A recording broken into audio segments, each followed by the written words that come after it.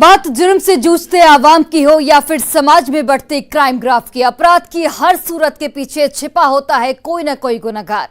नमस्कार, आपके साथ मैं हूं सोनाली सिंह। तफ्तीश की राह में आने वाली हर कड़ी सुराग बनकर पहुंचाती है गुनहगारों को सलाखों के पीछे। आप बने रहिए हमारे साथ, क्योंकि हर जुर्म के खिलाफ हमारी तफ्तीश लगातार जारी है।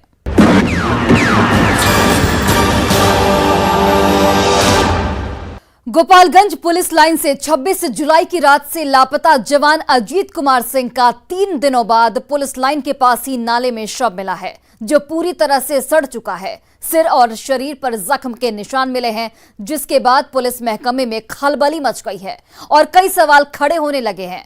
पुलिस कांस्टेबल की लाश नाले में किसने छिपाई? कांस्टेबल अजीत का कातिल आखिर कौन है, जो पुलिस के लिए पहेली बन गई है? गोपालगंज से आई इस रिपोर्ट को देखिए। लापता जवान की हत्या से हाहाकार, 3 दिन बाद नाले से मिली लाश। क्या है कांस्टेबल के कत्ल का राज?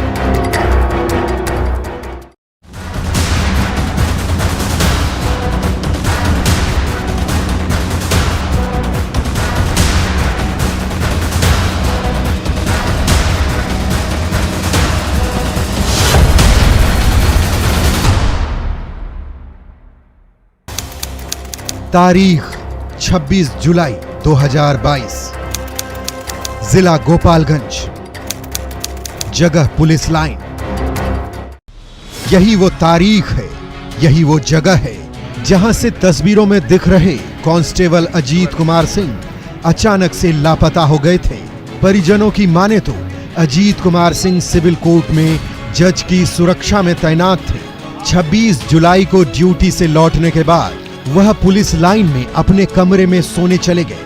आखिरी बार उन्हें 26 जुलाई की रात को देखा गया था। खोजबीन शुरू कर दिया और फौरन जिला के एसपी को जवान अजीत कुमार सिंह के लापता होने की सूचना दी, जिसके बाद पुलिस महकमे में खलबली मच गई। पुलिस अजीत की तलाश में जुट गई, लेकिन कोई सुराग हाथ नहीं लगा।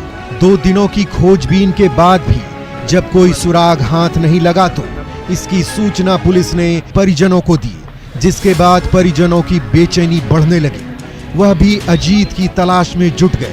इसी बीच 28 जुलाई की सुबह करीब 9:30 बजे पुलिस लाइन के पास एक छोटे से, क्योंकि पुलिस की नाक के नीचे अजीत कुमार की नाले में लाश मिली। लेकिन 3 दिनों तक पुलिस को इसकी भनक तक नहीं लगी, जो कई सवाल खड़े कर रहा है। सवाल यह है कि कांस्टेबल अजीत कुमार सिंह की हत्या किसने की? क्या कातिल पुलिस लाइन के आसपास का कोई है, या फिर आरोपी पुलिस लाइन में ही मौजूद है? अगर ऐसा नहीं है तो पुलिस लाइन में मौत कैसे दाखिल हुई? पुलिस लाइन के पास नाले में लाश किसने छिपाई थी? 26 के सुबह से अपने कर्तव्य से अनुपस्थित पाए गए पुलिस लाइन में, तो हम लोग को साथी द्वारा बताया गया कि भाई अजीत कुमार सिंह अपने बेड पे नहीं है। तो खोजबीन किया गया और इसकी सूचना पुलिस अधीक्षक को दी गई। फिर हम लोग अपने स्तर से जो होता है प्राइमरी खोजबीन किया गया, सीसीटीवी खंगाला गया, तो बहुत ज़्यादा तो नहीं कुछ मिल पाया। और उसके बाद आज सुबह में पब्लिक द्वारा बताया गया कि पुलिस लाइन के पीछे नाली में एक लाश है। तो प्रथम दृष्टिया तो मैंने कपड़ा से लग रहा है कि वही है, लेकिन चेहरा काफ़ी सूज गया। मंगलवार से इनका खोजबीन हम लोग शुरू किए हैं। पता चला कि दिखाई नहीं दे रहा है पुलिस लाइन में, तो हम लोग इसका खोजबीन शुरू किए, लेकिन कुछ पता नहीं चल पाया। आज सुबह में पता चला कि एक लाश नाला में पड़ा हुआ है, तो हम लोग आए यहाँ। शरीर के बनावट से तो समझ में आ रहा है कि वही है, लेकिन लाश फूल जाने के कारण चेहरा पूरा क्लियर नहीं हो पा रहा है। सीवान जिले के महाराजगंज थाना क्षेत्र के जगदीशपुर गांव के रहने वाले नंदकिशोर सिंह के पुत्र मृतक अजीत कुमार सिंह का छपरा से जून महीने में ही गोपालगंज ट्रांसफर हुआ था। उसके बाद पुलिस लाइन में रहकर सिविल कोर्ट में ड्यूटी कर रहे थे, लेकिन अचानक उनकी हत्या ने सबको चौंका दिया है। सभी के जहन में एक ही सवाल कौंध रहा है कि क्या किसी से अजीत कुमार की कोई दुश्मनी थी?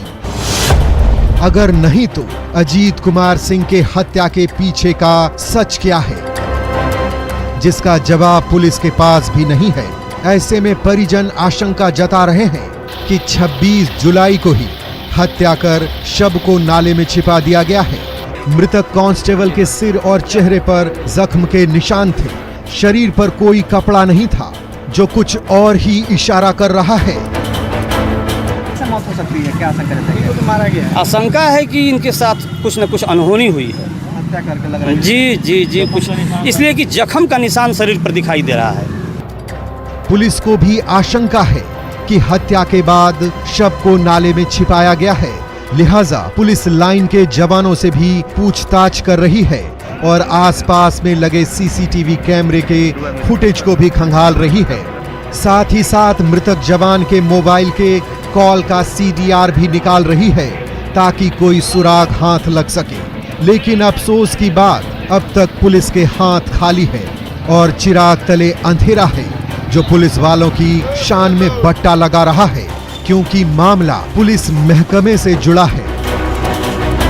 एक डेड बॉडी पुलिस लाइन के ठीक पीछे एक नाला है और उसी में मिला है, और कपड़े के आधार पर जो एक हमारे सिपाही थे 2 दिन से मिल नहीं रहे थे, वो लग रहे हैं। अभी डेड बॉडी की पहचान नहीं हुई। अभी डेड बॉडी की उनके परिजन आके पहचान करेंगे। बॉडी पानी में रहने के कारण काफ़ी फूल गई है, तो उसमें जो भी विधिक प्रक्रिया हम इंक्वेस्ट करवा के उसको पोस्टमार्टम के लिए भेजेंगे, और उसके बाद जो भी जानकारी सामने आएगी उसके आधार पर कार्रवाई की जाएगी। जिले के एसपी भले ही कार्रवाई का दावा कर रहे हैं, लेकिन जिस तरह से पुलिस लाइन के जवान का कत्ल हुआ है, वो खाकी के खौफ को खामोश कर रहा है और कई सवाल खड़े कर रहा है।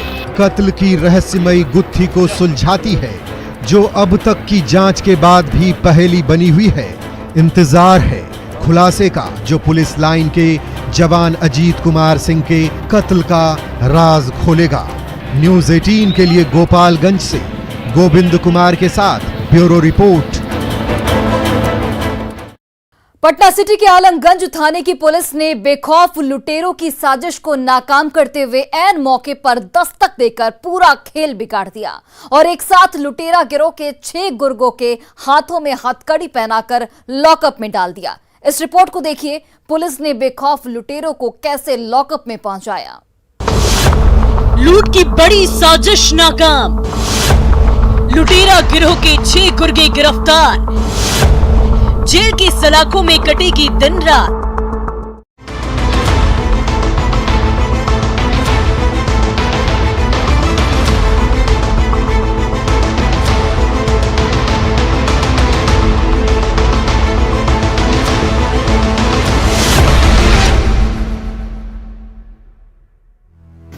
हाथों में हथकड़ी और चेहरे पर काला नकाब लिए पटना सिटी के आलमगंज थाने के पुलिस कस्टडी में दिख रहे हैं। ये वही 6 अपराधी हैं जो दिन के उजाले में, रात के अंधेरे में पुलिस की गश्ती और चुस्ती को चुनौती देते हैं। राहगीरों का रास्ता रोकने का काम करते थे। देसी कट्टा और धारदार हथियार का धौंस दिखाकर लूट की वारदात को अंजाम देते थे और पुलिस के पहुंचने से पहले ही आंखों से ओझल हो जाते थे। लेकिन इस बार सभी लुटेरों का दांव उल्टा पड़ गया और पुलिस ने ऐसा जाल बिछाया कि जिसमें शिकारी खुद शिकार हो गए और पुलिस ने हाथों में हथकड़ी पहना दी। जिन 6 लुटेरों को पुलिस ने गिरफ्तार किया है, उसमें एक नाबालिग भी है जिसे पुलिस ने हिरासत में रखा है। पुलिस को ये कामयाबी उस वक्त हाथ लगी जब आलमगंज थाने की पुलिस को गुप्त सूचना मिली कि आयरन कसीरा पुल के पास कुछ अपराधी जमे हुए हैं और किसी बड़ी वारदात को अंजाम देने के फिराक में हैं। इनपुट मिलते ही आलमगंज थाने की पुलिस टीम गठित कर आयरन पुल के पास छापेमारी के लिए निकल गई। जब पुलिस मौके पर पहुंची तो लुटेरों के होश उड़ गए। सभी भागने की जद्दोजहद करने लगे, लेकिन पुलिस ने सभी को धर दबोचा। शाम को अपर थानाध्यक्ष कृष्णा को, जो आलमगंज के हैं, इनको एक सूचना मिली कि एक आयरन कसेरा पुल है यहाँ पे बिस्कमान के पास में, तो कि कुछ अपराधकर्मी वहाँ पर अपना जुटे हुए हैं, हो सकता है किसी घटना को अंजाम दें। तो इसको लेके तुरंत थानाध्यक्ष के द्वारा त्वरित कार्रवाई की गई और वहाँ पे छापेमारी की गई। तो छापेमारी के क्रम में वहाँ से कुल 6 लड़के बरामद हुए और जिनके पास से कई चीज़ें आपत्तिजनक बरामद हुई। और गिरफ्तारी के बाद जब पुलिस ने सभी अपराधियों की तलाश ली तो कुख्यात राजीव उर्फ सूर्या के पास से एक देसी कट्टा, 2 जिंदा कारतूस मिले। कुख्यात राजीव उर्फ सूर्या कई बार जेल की हवा खा चुका है, लेकिन बेल पर बाहर निकलते ही वो फिर से लूट के खेल में जुटता था। इस बार फिर जेल में पहुंच गया। वहीं पुलिस ने बाकी के अपराधियों के पास से एक धारदार हथियार, एक चाकू, लूट के 2 मोबाइल फोन और कैश बरामद किए हैं। जब पुलिस ने सभी से सख्ती से पूछताछ शुरू की तो पता चला कि 22 जुलाई को 2022 को गैंग के गुर्गों ने आलमगंज थाना क्षेत्र के बेलवरगंज में लूटपाट के दौरान कांग्रेसी नेता नीरज कसेरा के ऊपर जानलेवा हमला किया था और 30,000 कैश के साथ मोबाइल का लूट भी किया था।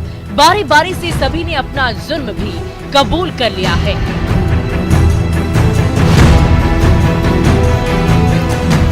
ने खुलासे में ये बताया कि इसके कुछ दिन पहले जस्ट एक कोई लोकल कांग्रेस के, यहाँ से बता रहे हैं, कांग्रेस के कोई एक नेता थे और उनके ऊपर ये लोग रात में लूटपाट की कोशिश किया था और उनके ऊपर चाकूबाजी भी किया था, जिसमें वो घायल हो गए थे। तो उनके पास से छीने हुए जो पर्स थे, तो पर्स भी बरामद हुआ है और जो चाकू से वो लोग हमला किए थे, चाकू भी बरामद हुआ है। पुलिस ने जिन 6 अपराधियों को गिरफ्तार किया उसमें राजीव कुमार उर्फ सूर्या, प्रिंस कुमार, अंशु कुमार, मुन्ना कुमार और दीपक कुमार शामिल हैं, जबकि एक अन्य नाबालिग है जिसका नाम पुलिस ने नहीं बताया है। ये सभी गैंग बनाकर आलमगंज थाना क्षेत्र के अलावा अन्य थाना क्षेत्रों में लूट की वारदात को अंजाम देने का काम कर रहे थे, जो अब नहीं कर पाएंगे क्योंकि पुलिस ने सभी को गिरफ्तार कर लिया है। जब पुलिस ने सभी का आपराधिक इतिहास खंगालना शुरू किया तो पता चला कि गिरफ्तार प्रिंस कुमार के ऊपर आलमगंज थाने में 5 कांड दर्ज हैं, जबकि अंशु कुमार के 4 मामले दर्ज हैं। वहीं नाबालिग आरोपी पर भी आलमगंज थाने में 4 FIR दर्ज की गई है। बाकी के आरोपी भी हवालात की हवा खा चुके हैं। जैसे प्रिंस कुमार के ऊपर ही आलमगंज थाने में ही केवल 5 कांड पहले दर्ज हुए थे और ये जेल जा चुका है कई बार, और अन्य थाना में अगर कोई केस है तो उसका हम लोग अनुसंधान कर रहे हैं। और अंशु कुमार के ऊपर भी आलमगंज थाना में ही 4 कांड दर्ज हैं और एक काल्पनिक नाम है लड़के का जो नाबालिग है, उसके ऊपर भी 4 कांड दर्ज हैं। और अन्य जो अभियुक्त हैं इनके खिलाफ भी जो कई कांड थानों में जो है सूचना प्राप्त हुई है कि कई कांड दर्ज हैं या ये लोग पहले भी कई बार जेल जा चुके हैं। इस तरह पुलिस ने लंबे समय से फरार चल रहे कुख्यात लुटेरों को गिरफ्तार कर जेल की सलाखों में पहुंचा दिया है और राहत की सांस ली। साथ ही साथ उम्मीद जताई जा रही है कि इलाके में आपराधिक वारदातों में कमी आएगी। अब जरूरत है चार्जशीट दाखिल कर सभी को कड़ी से कड़ी सजा दिलवाने की, ताकि फिर ये कभी बेल पर जेल से बाहर ना निकल सके, नहीं तो फिर से वही खेल शुरू हो जाएगा। न्यूज़ 18 के लिए पटना सिटी से मनोज सिन्हा के साथ ब्यूरो रिपोर्ट। रुकते एक छोटी सी ब्रेक के लिए, लेकिन ब्रेक के बाद आपको दिखाएंगे समाज में रह रहे दहेज रूपी दानवों की करतूत।